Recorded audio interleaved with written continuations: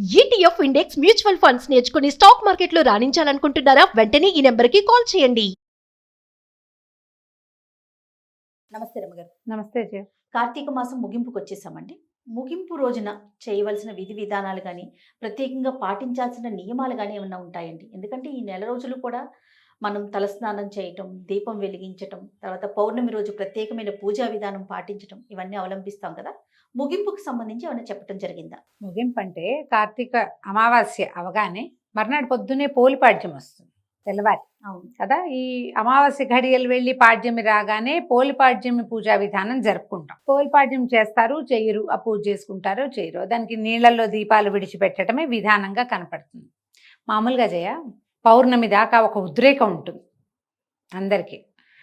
పురాణ శ్రవణం కానీ, దీపారాధన కానీ, స్నానాలు కానీ, ఉపవాసాలు కానీ, పౌర్ణమి దాటాక ఈ పూనకం హుమస్సు దిగిపోతాయి. మీరు కావాలంటే అసలు ఇది ప్రూవెన్ సబ్జెక్టు. ఎందుకంటే పురాణం మొదటి వారాల్లో 2-3 లక్షల వ్యూవర్షిప్ ఉంటుంది. అవును. చివరికి వచ్చేసరికి 40,000 ఉంటాయి, 50,000 అంతే. తప్ప పౌర్ణమి తర్వాతే పౌర్ణమి నోవులు ఉంటాయి కదా, పునర్నోవులు అయ్యాక తగ్గిపోతారు.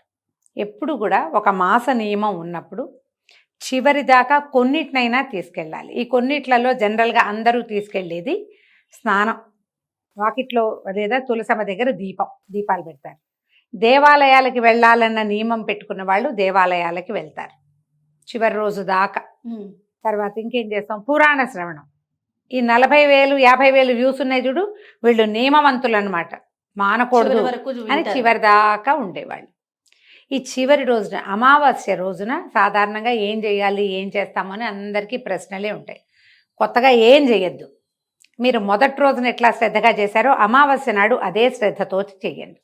అదే శ్రద్ధతో తెల్లవారుజామునే లేచి స్నానం, సూర్యోదయం అవకుండానే వాకిట్లో దీపం పెట్టేయండి, ఇంట్లో దీపం పెట్టుకోండి. ఆ రోజు ఉపవాసం ఉండి, ఇప్పుడు ఈ నెలలో 15 రోజుల దాకా ఉండి తర్వాత కొంచెం ముందు వెనక అయ్యి 2 సోమవారాలు ఉండి మిగిలిన సోమవారాలు మానేసి చేసిన బాపత జనం కొంతమంది ఉంటారు కదా. అందరూ చివరి రోజున చేస్తే, మీరు మొదటి రోజున చివరి రోజున చేస్తే మధ్యలో కాస్త అటు ఇటు అయినా మాస నియమం పాటించినట్లుగా అవుతుందని ఒకరిద్దరు పెద్దవాళ్ళు చెప్తూ ఉంటారు.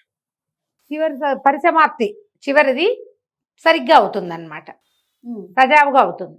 తర్వాత మనకు కూడా ఒక భక్తి, శ్రద్ధ, ఒక తాత్పర్యము ఏవో ఉంటాయి. ఈ రోజున పురాణం వినండి. ఇంతకుముందు మీరు దానాలు ధర్మాలు చేస్తుంటారు, భోజనం పెట్టుంటారు ఎవరికైనా, తర్వాత ఎవరికైనా మోయిని ఇచ్చుంటారు, అదే ఏమన్నా స్వయం పాకం ఇస్తాము ఇచ్చుంటారు, ఏ బట్టలో దానం చేస్తుంటారు. అమావాస్య నాడు కూడా జ్ఞాపకం పెట్టుకుని ఎవరికైనా ఒక వస్త్రదానం చేయండి. అవకాశం ఉంటే స్వయం పాకం ఇవ్వండి, ఎవరినైనా భోజనానికి పిలవండి. దీనివల్ల ఏంటంటే ఈ మాస అంతంలో కూడా ఇంత శ్రద్ధగాను చేయటం వల్ల ఫలితం బాగుంటుంది. ఓకే. అమావాస్య నాడు చేయటం వల్ల ఇంకా పెరుగుతుంది. ఈ రోజున దేవాలయ దర్శనం తప్పకుండా చేయండి. మీకు ఇప్పటిదాకా ఊరికే దీపం పెట్టి దండం పెట్టుకొచ్చేస్తారు కదా, అర్చన చేయించుకోండి అవకాశం లభిస్తే, అక్కడ జనం ఎక్కువ లేకపోతే. దేవాలయంలో దీపం పెట్టండి, దేవాలయ దర్శనం చేయండి, కార్తీక పురాణ శ్రవణం కంపల్సరీగా చేయండి. చివరిది మొత్తం చేస్తే మర్నాడు పోలిపాడ్యంకి పూజ ఎలాగూ చేసుకుంటాం. పొద్దున్నే ఏం చేస్తాం, నీళ్ళల్లో దీపాలు విడిచిపెడతాం. ప్రవహించే నీళ్లు లేకపోతే మన ఇంట్లోనే గంగాళంలో వదిలిపెట్టుకుంటాం. గమేళాలో నీళ్ళు పోయటం, అందులో అరటి తొప్పల్లో దీపం పెట్టి విడిచిపెట్టడం. తర్వాత ఒక 15 రోజులు గ్యాప్ వచ్చాక మళ్ళీ ధనుర్మాసం వచ్చేస్తుంది, 15 రోజుల్లో వస్తుంది కదా. ఎప్పుడు కూడా ధనుర్మాసపు చివరి రోజు శ్రద్ధగా చేస్తాం. గోదా కళ్యాణము, అండాల కళ్యాణం చేస్తాం కదా. అలాగే ఈ కార్తీక మాసపు చివరి రోజులు శ్రద్ధగా చేయండి. ఆఖరి ఈ పౌర్ణమికి ముందు రోజున, ఒక రోజు ముందు, ఇది ముందే వింటాం కదా, వింటున్నారు కదా మీరు. ఈ ముందు ఈ ప్రదోషకాలార్చన ఇవి చేస్తారు. మన మాస శివరాత్రి అర్చన తప్పకుండా చేయించుకోండి. రుద్రాభిషేకం చేయించుకోండి అమావాస్య నాడు కానీ మాస శివరాత్రి కానీ ఒకరోజు ముందు. చివరి రోజుల్లో మీరు ఈ శ్రద్ధ వహిస్తే చివరి 2-3 రోజులు చేయగలిగారా మహత్తరం. ఒట్టిగా ఈ మహాశివరాత్రి నాడు అభిషేకం చేయించుకున్నామండి, అమావాస్య నాడు దేవాలయానికి వెళ్దాం, పురాణం వింటామన్నా కూడా మంచిదే. మానేకుండా పాటించండి. ఒక్కొక్కళ్ళు మొదటి రోజే చేస్తారు, కార్తీక మాసం మొదటి రోజని, మిగిలినవి ఎప్పుడు చేయలే. మీరు చివరి రోజు చేయండి, బాగుంటుంది. ఎంత పాజిటివ్ వైబ్ వస్తుందో ఎవరికి వాళ్ళు దాన్ని అనుభవించగలుగుతారు. శ్రద్ధ.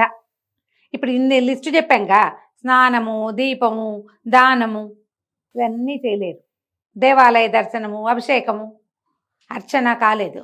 స్నానం చేయండి, పురాణం వినండి, 2 కనీసం ఉపవాసం చేయగలిగారా? మహత్తరంగా ఉంది. లేదు, ఉపవాసం చేయలేరు.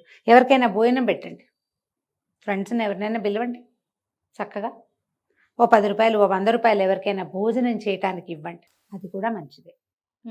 ఇలా ఈ నెల రోజుల పుణ్యప్రదమైన కార్తీక మాసాన్ని చివరి రోజును కూడా సుసంపన్నం చేసుకోండి. ఏ రోజు చేయలా మీరు, చివరి రోజైనా చేయనా? అన్నీ మానేసి అమావాస్య నాడు చేయమంటారా అంటే చేయొచ్చు, అమావాస్య నాడు కూడా. అన్నీ మానేసినా అమావాస్య నాడైనా ఇదైనా మంచిది. ప్రతిరోజు ఇంపార్టెంటే కార్తీక మాసంలో. ఆఖరి రోజునైనా 4 బిల్వదళాలు తెసేసి పరమేశ్వరుడి మీద వేసి, ఓ చెంబెట్టి నీళ్ళు పోసి, ఓ దండం పెట్టుకుని, ఓ గుడికి వెళ్ళి ఒక దీపం పెట్టి, ఎవరికైనా కొంచెం దానం చేసి, ఏం చేసినా ఒక్కరోజు కూడా ఫలితాన్ని ఇస్తుందని పురాణం ఎంత స్పష్టంగా చెప్తుందో. ఆఖరి రోజైనా మానకుండా చేసుకోండి. ఏదైనా మంత్రం చెప్తారా రమ్మగారు? ఓం నమ శివాయ అంతే, అసలు పంచాక్షరి ఏమీ రెండోది లేదు. కార్తీక దామోదర ప్రీత్యర్థం పంచాక్షరి మంత్ర జపం అహం కరిష్యే. అంతే. కార్తీక దామోదరుడి కోసం నమ శివాయ చెప్పుకుంటాం, అయిపోయింది. సింపుల్గా చేసుకోవచ్చమ్మా, దీనికి పెద్ద అదేదో కావాలని లేదు, సులువే ఇది.